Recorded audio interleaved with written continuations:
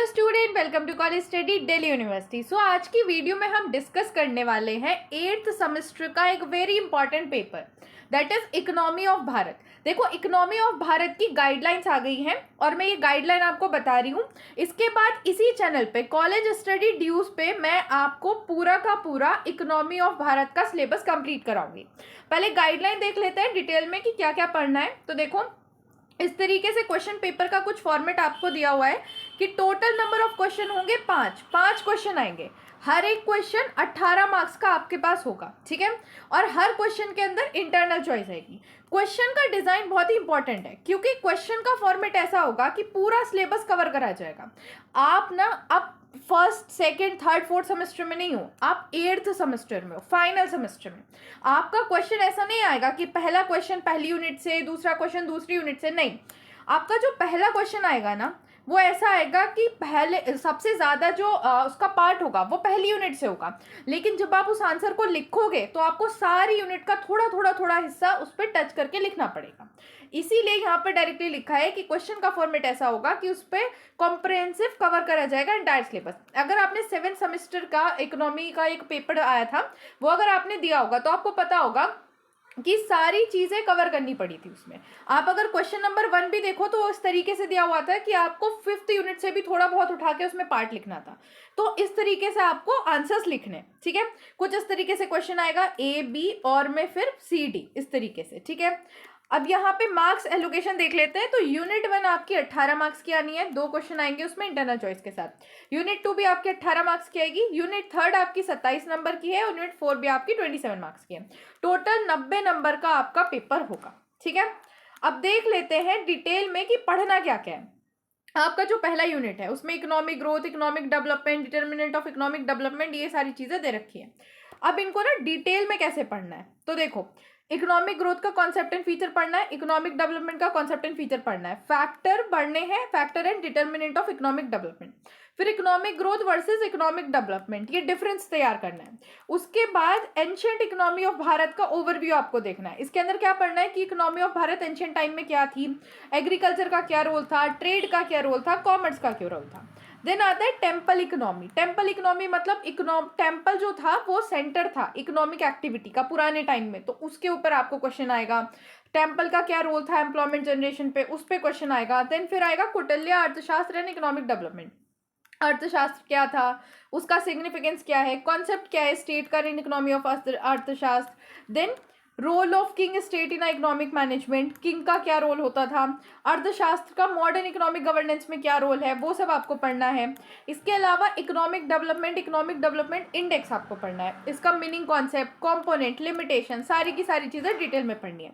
और यूनिट 1 का ही फिर पार्ट 2 शुरू हो जाता है। तो यहाँ पे environment and the sustainable development आपको पढ़ना है, meaning of environment and sustainable development, economic growth and environmental degradation, global environmental threat, basic overview पढ़ना है आपको ग्लोबल वार्मिंग का और क्लाइमेट चेंज का। अब आ जाता है यूनिट 1 का ही part 3, government policies and initiative for sustainable development. यहाँ पे net zero emission target in India आपको पढ़ना है। इसके अलावा कार्बन ट्रेडिंग स्कीम आपको पूरी की पूरी डिटेल में पढ़नी है। Then green hydrogen and ethanol के आपके कॉन्सेप्ट पढ़ने हैं। And then sustainable circular economy आपको पढ़नी है। देन आ जाता है आपका unit 2, overview of economy of Bharat. तो nature of economy of Bharat आपको पढ़ना है।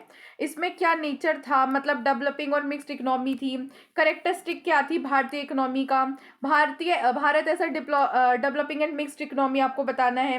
पब्लिक और प्राइवेट सेक्टर को एग्जिस्ट करते हैं, इस चीज़ को डिटेल में समझाना है। Dualism, traditional and modern sector. Then इसी का सेकंड पार्ट आ जाता है evolution of economic planning.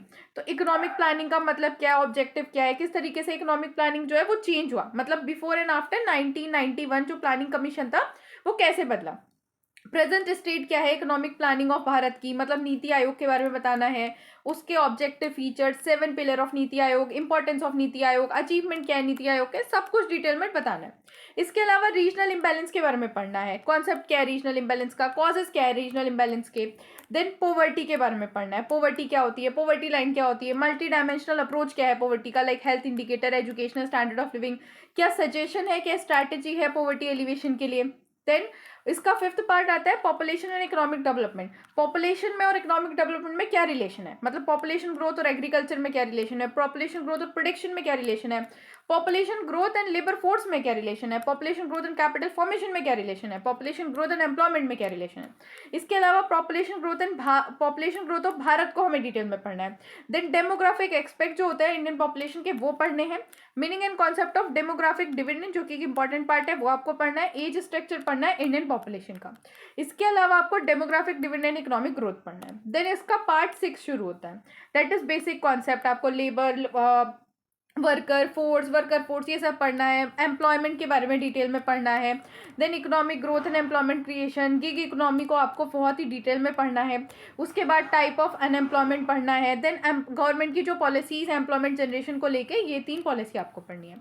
Then शुरू होती है आपकी यूनिट 3 एग्रीकल्चर सेक्टर इंडस्ट्रियल। ठीक है, तो यहाँ पे आपको एग्रीकल्चर सेक्टर ऑफ भारत के बारे में पढ़ना है कि एग्रीकल्चर का क्या रोल था इकोनॉमी में, क्या इंपॉर्टेंस थी, क्या कंट्रीब्यूशन था एम्प्लॉयमेंट जनरेशन में। देन फूड सिक्योरिटी में क्या रोल था, trend in agriculture sector, structural change किस तरीके से आया, किस तरीके से जीडीपी में एग्रीकल्चर का जो शेयर है वो चेंज हुआ। एग्रीकल्चर प्रोडक्शन एंड प्रोडक्टिविटी के बारे में पढ़ना है। फिर meaning trend in agriculture production and productivity, causes क्या हैं लो एग्रीकल्चर प्रोडक्शन प्रोडक्टिविटी के, क्या क्या मेजर लिए गए हैं प्रोडक्टिविटी को बढ़ाने के लिए। एग्रेरियन क्राइसिस के बारे में पढ़ना है। एग्रेरियन क्राइसिस का नेचर क्या होता है, क्या कॉसेस थे एग्रेरियन क्राइसिस के, वो सारी चीज़ें पढ़नी है। देन इसका सेकंड पार्ट आता है technological revolution and agriculture, green revolution, white, golden, yellow, सारे रिवोल्यूशन आपको डिटेल में पढ़ने हैं। इसके अलावा गवर्नमेंट की पॉलिसी और इनिशिएटिव क्या है एग्रीकल्चर सेक्टर के लिए। डिजिटल एग्रीकल्चर, इसके अंदर आपको ये पढ़ना है कि क्या यूज़ होता है आईसीटी का।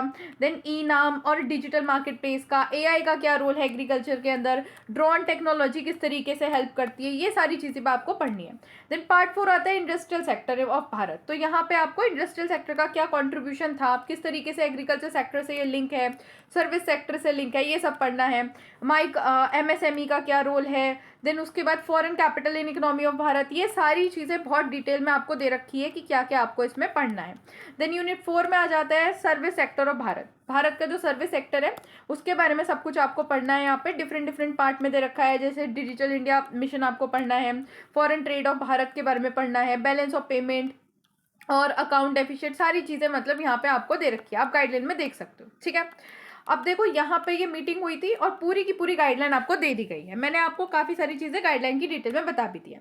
अब आता है इंपॉर्टेंट पार्ट पे कि मैम इतनी सारी चीज़ें आपने बता तो दी कि पढ़नी है, लेकिन पढ़ेंगे कैसे। देखो मैंने गाइडलाइन आपको दिखा दी हैं, ठीक है, आप इन गाइडलाइन से मैच कर सकते हो जो मैं कंटेंट आपको प्रोवाइड करूँगी। मैं कॉलेज स्टडी ड्यू पे पूरी इकोनॉमी ऑफ भारत को पूरा डिटेल में पढ़ाऊँगी। ठीक है, नोट्स भी प्रोवाइड करूंगी और इसके साथ साथ मैं आपको यहाँ पे पूरी वीडियोस लेकर आऊँगी यूनिट वाइज और आपको पूरा डिटेल में पढ़ाऊंगी और आपका एग्जाम से पहले पूरा का पूरा सिलेबस कंप्लीट कराने की गारंटी मेरी है। देखो मैंने ना सर्च किया था और भी जगह पे कि कंटेंट कैसा दे रहे हैं और चीज़ें, क्योंकि मैं इस सब्जेक्ट को पहले पढ़ाने नहीं वाली थी इकोनॉमी ऑफ भारत को, क्योंकि ऑलरेडी मेरे पे काफ़ी सारा बर्डन है। ठीक है, लेकिन फिर मैंने देखा कि कहीं पे भी क्वालिटी इतनी अच्छी नहीं मिल रही है। गाइस मैं ना किसी को ऐसे बोल नहीं रही हूँ, बट मेरी बस आपसे एक रिक्वेस्ट है कि आप जहाँ से भी पढ़ रहे हो इन गाइडलाइन को मैच करके पढ़ना कि क्या सारी चीज़ें गाइडलाइन के हिसाब से हैं। गाइडलाइन के अलावा जो कंटेंट ड्यू ने सजेस्ट करा है, ड्यू ने कई सारे रिसर्च पेपर सजेस्ट करे हैं, इसके अलावा बहुत सारी पीडीएफ सजेस्ट करी हैं जिनकी हेल्प से मैंने कंटेंट प्रिपेयर किया है और वही कंटेंट मैं यहाँ पे आपको कराने वाली हूँ। तो आपको कुछ नहीं करना, बस चैनल को सब्सक्राइब कर लो, बेल आइकन को दबा लो, जैसी नोटिफिकेशन आएगी आपको पढ़ने बैठ जाना है।